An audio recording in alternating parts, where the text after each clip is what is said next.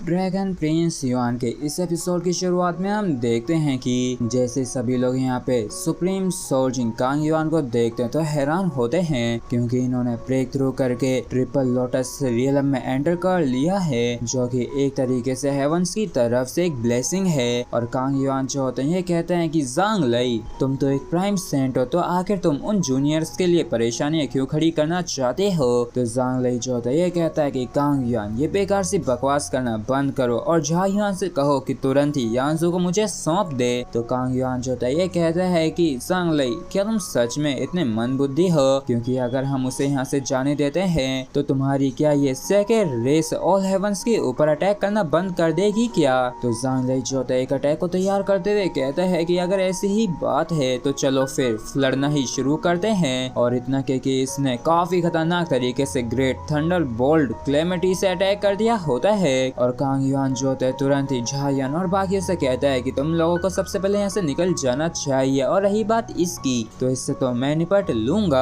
और इतना के कांग युआन भी एक काफी खतरनाक से अटैक को तैयार कर लेते हैं, जो कि वाकई में काफी खतरनाक तरीके से इस अटैक को ब्लॉक करने लगता है। और इस वजह से यहाँ पे भूचाल सा तबाही सी मच जाती है। और हम देखते हैं कि सभी लोग जो होते हैं ये सब स्पेस के अंदर रिट्रीट कर लेते हैं। और कांग युआन और ज़ांग लई जो होते हैं ये एक दूसरे से 10 से ज्यादा दिनों तक लड़ते रहते हैं। और जब कोई भी रिजल्ट नहीं निकलता तो सेकंड रेस जो होती है टेम्परेली रिट्रीट कर लेती है और वापस से जाके अपने बाकी के साथियों से मिलती है। जबकि कांग युआन जो होते हैं ये कहते हैं कि ये हमारी लास्ट डिफेंस लाइन है और हमारे पीछे जो है वो कांजुआन हेवन है। तो अगर सेकंड रेस दोबारा से यहाँ पे अटैक करती है और अगर ये किसी तरीके से ब्रेक थ्रू करके कांजुआन हेवन में घुस गई तो निश्चित रूप से कांजुआन हेवन जो होगा वो एक तरीके की बैटलफील्ड बन जाएगा, जहाँ पे खून की नदियां बहा दी जाएंगी। और क्या तुम लोगों को सच में ऐसा लगता है कि हम लोग कांजुआन हेवन को अंत तक डिफेंड कर सकेंगे। तो झा युआन कहता है कि ओवरऑल स्ट्रेंथ जो है सेकंड रेस की वो हमारे ऑल हेवन से काफी ज्यादा स्ट्रॉन्ग है, तो मुझे डर है कि हमारे लिए कांजुआन हेवन को अंत तक डिफेंड कर पाना काफी ज्यादा मुश्किल होगा। तो कांग युआन जो ये कहते हैं कि तो तुम्हें भी ये चीज अच्छे से मालूम होगी कि बाकी के जो लोग सब कुछ कर रहे हैं वो बस ज्यादा से ज्यादा समय निकालने के लिए ही कर रहे हैं, और इसका उद्देश्य सिर्फ इंतजार करना है थर्ड सीक्वेंसी गॉड के अवेकन होने का। क्योंकि झा युआन थर्ड सीक्वेंसी गॉड की जो पावर है वो तुम्हारी और मेरी हमारी इमेजिनेशन से परे है। और क्या तुम जानते हो कि आखिर में सफलता पूर्वक ट्रिपल लोटस रियलम पे ब्रेक थ्रू करके कैसे पहुंचा, वो भी इस बार ऐसे क्रिटिकल मोमेंट पे। ऐसा वेडिंग में मुझे जो वाइन ग्लास मिला था उसकी वजह से ही हुआ है, और शायद वो जो वाइन का ग्लास था वो एक आखिरी प्यार जताने का तरीका था जिससे कि हमारे रिलेशनशिप को खत्म किया जा सके। और उस वाइन के ग्लास से ही उसने मेरा सारा एहसान चुका दिया जो मैंने उसका इतने समय तक पालन पोषण किया है और प्रोटेक्ट किया है। तो झा युआन जो होता है आसमान की तरफ देखते हुए कहता है कि शायद उसने पहले ही अंदाजा लगा लिया था कि क्या होगा, और फिर चाहे इस चीज से कोई भी फर्क नहीं पड़ता है कि ये वाइन का गिलास हो या फिर मेरी ग्रैंड वेडिंग, मुझे हर हाल में पूरी तरीके से मेंटली प्रिपेयर रहना होगा और मुझे भी इतने से ज्यादा कुछ एक्सपेक्ट नहीं करना चाहिए। और क्योंकि अचानक से कांग युआन अपीयर हो गया था ट्रिपल लोटस सेंट बन के, तो जो बैटल चल रही थी सेकंड रेस के खिलाफ उसमें काफी बड़ा मोड़ आ गया होता है, क्योंकि अगले आधे साल तक जो सिचुएशन होती है कांजुआन हेवन की वो काफी ज्यादा शांत सी हो गई होती है। जबकि जो ओमेगा श्राइन होती है वो भी एक आखिरी वेव को भेज देती है जिससे कि वो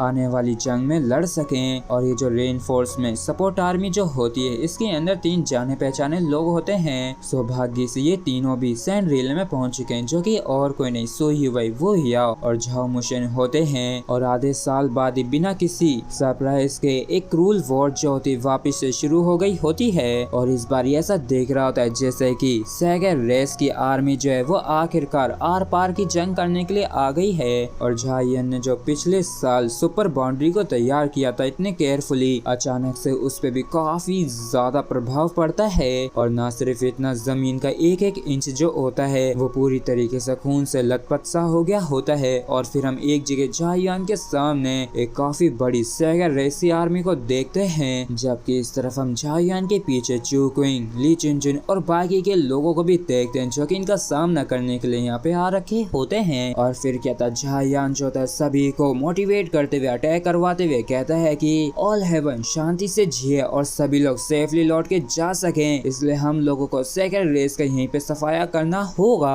और इतना कि ये सभी लोग सेकंड रेस की आर्मी के ऊपर टूट पड़ते हैं और क्या था, एक काफी खतरनाक घमासान सा युद्ध शुरू हो गया होता है। और इसी समय के दौरान हमें ग्रेट झाउ सिटी के रॉयल पैलेस का सीन दिखाया जाता है, जहाँ पे फ्लावर्स की जो पंखड़ी आती चारों तरफ से इस पैलेस के अंदर जाने लगी थी। और यहाँ पे ये जो गोल्डन सा क्रिस्टल होता है जिसके अंदर याओ फ्रीज होके रख रखी थी वो ग्लो करने लगता है। और फाइनली ये जो क्रिस्टल होता है यहाँ से गायब हो जाता है और याओ जो होती है फ्री होके बाहर आने लगी थी। और इसके साथ ही हम इसके पीछे टुनटुन को भी देखते जो कि वाकई में काफी खतरनाक दिख रहा होता है। और जैसे रॉयल पैलेस के बाहर निकल के याओ आती तो इसको देख के झायान के पेरेंट्स भी हैरान होते हैं और झायान की मदर जो होती है याओ के पास जाने लगती हैं, लेकिन फादर रोकते हुए कहते हैं कि वो अब हमारी याओ नहीं रही है बल्कि अब वो एक थर्ड सीक्वेंस की गॉड बन चुकी है, मतलब कि अब ये वो हमारी बहू याओ नहीं रही है। तो मदर रोते हुए कहती है कि तो फिर हमारी याओ कहाँ चली गई है। और हम देखते हैं कि झायान के फादर भी इमोशनल होते हुए कहते हैं कि आखिर गॉड इतने ज्यादा इविल क्यों होते हैं, आखिर मेरे बेटे को इतनी ज्यादा हार्शली क्यों ट्रीट कर रहे हैं और आखिर मेरे ही बेटे के साथ इतना ज्यादा बुरा होता है।